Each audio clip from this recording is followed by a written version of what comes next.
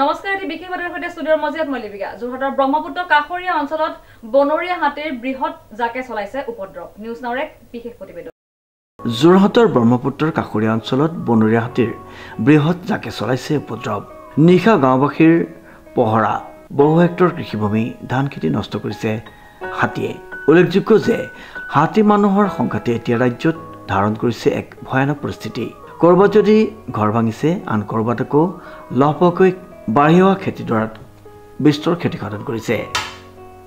বিগত 7 দিন ধৰি আমাৰ ইয়াত হাতীয়ে বহুত উপদ্ৰৱ কৰিছে আৰু ললিতি, নিমগুৰি, বৰচাপৰি, ককনগুৰি, গৰুকুটি এই চবতে এই অঞ্চলটোত মানে হাতীয়ে এনেকুৱা উপদ্ৰৱ কৰিছে, ৰাইজে শুব পৰা নাই, শান্তি পোৱা নাই। আৰু কিমানমান হাতী হৈছে বাৰু?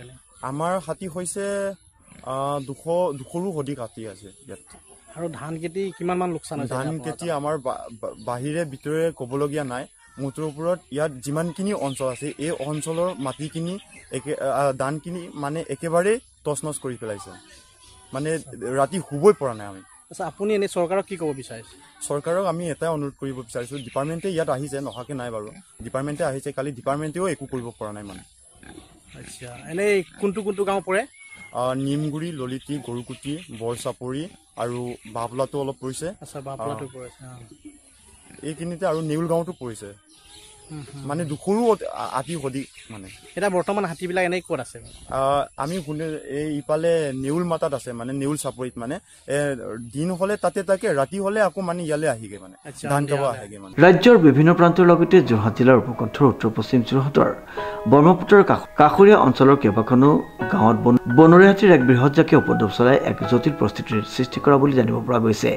ব্ৰহ্মপুত্ৰৰ কাষৰীয়া বৰচাপৰি, নিমগুৰি, খকনগুৰি, ললিতি, গৰুকুটি, নেউলগাঁৱকে ধৰি কেইবাখনো গাঁৱত প্ৰায় 200জনীয়া বনৰীয়া হাতীৰ এটা জাকে কিছুদিনৰ পৰা উপদ্ৰৱ চলাই আহিছে।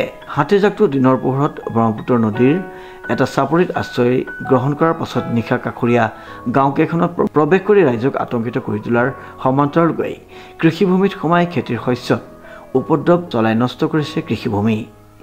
বিশেষকৈ অঞ্চলটোৰ কৃষক ৰাইজৰ খেতিৰ ধান পকিবলৈ লোৱাৰ সময়তে বহু হেক্টৰ কৃষিভূমিত এই বনৰীয়া হাতীৰ বৃহৎ জাকটোৱে প্ৰৱেশ কৰি তহালি কৰাত কৃষক ৰাইজৰ পানীত হাঁহ নচৰা অৱস্থাৰ সৃষ্টি হৈছে। যাৰ পৰিপ্ৰেক্ষিতত বন্যহস্তী জাকটো অঞ্চলটোৰ কাষৰীয়া ব্ৰহ্মপুত্ৰ নদীৰ চাপৰিৰ পৰা হস্তান্তৰিত কৰাৰ ক্ষেত্ৰত ব্যৱস্থা গ্ৰহণ কৰিবলৈ চৰকাৰ, প্ৰশাসন তথা বন বিভাগৰ প্ৰতি ৰাইজে দাবী উত্থাপন কৰিছে। প্ৰশান্ত গায়নৰ ৰিপৰ্ট, নিউজ নাও।